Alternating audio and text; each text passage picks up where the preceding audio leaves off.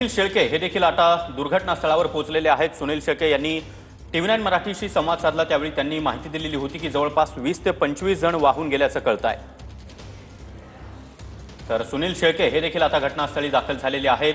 मोठ्या प्रमाणामध्ये जवळपास 18 एम्ब्युलन्स हे या देखील या ठिकाणी पोहोचल्या।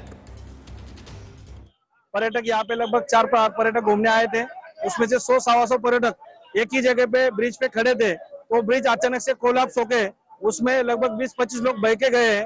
उसमें से कुछ लोग हमारे स्थानीय कार्यकर्ता ने बाहर निकाले और 4-5 लोग अभी भी ब्रिज के अंदर फंसे। ब्रिज का जो भाग पानी में गिरा है उसमें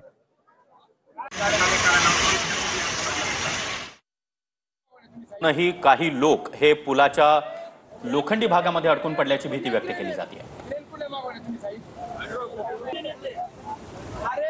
ट्रॅफिक मध्ये पुढे मागवणे तुम्ही साहेब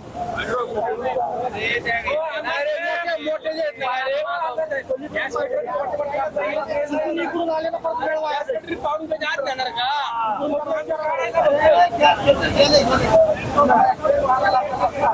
डिक्या अरे ट्रॅफिक मध्ये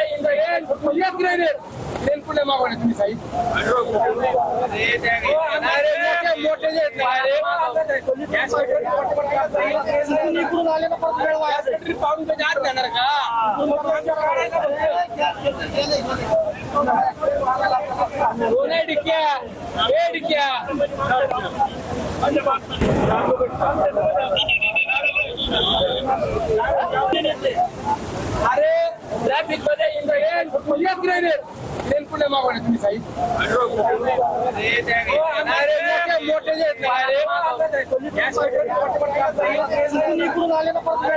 पाहून त्याच्या आत जाणार का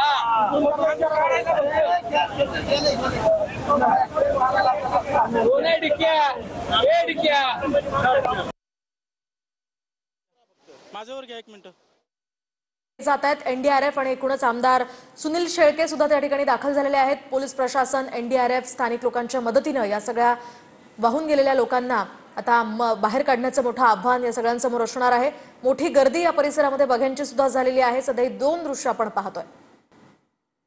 नक्कीच तर स्थानिक नागरिक यांनी दिलेल्या माहितीनुसार एकाच वेळी जवळपास 50 लोक या पुलावर होते, त्यामुळे आणि त्याचबरोबर काही दुचाकी देखील या पुलावर आल्या आणि वजन सहन न झाल्यानं हा जुना पूल कोसळला।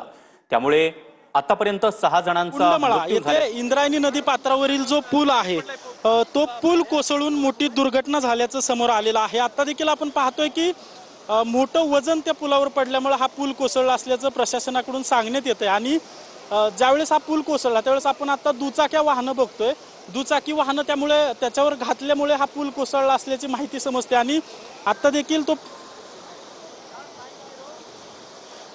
जो दुचाकी वाहनं त्या ठिकाणी तुटलेल्या पुलावर आपल्याला दिसत आहेत। आणि गेल्या 2 ते 3 दिवसापासून मोठ्या प्रमाणात पाऊस बरसतोय पुणे जिल्ह्यात आणि त्यामुळे इंद्रायणी नदीचं जे पात्र आहे ते ओसंडून वाहत असलेलं आपल्याला पाहायला मिळतंय। खरं तर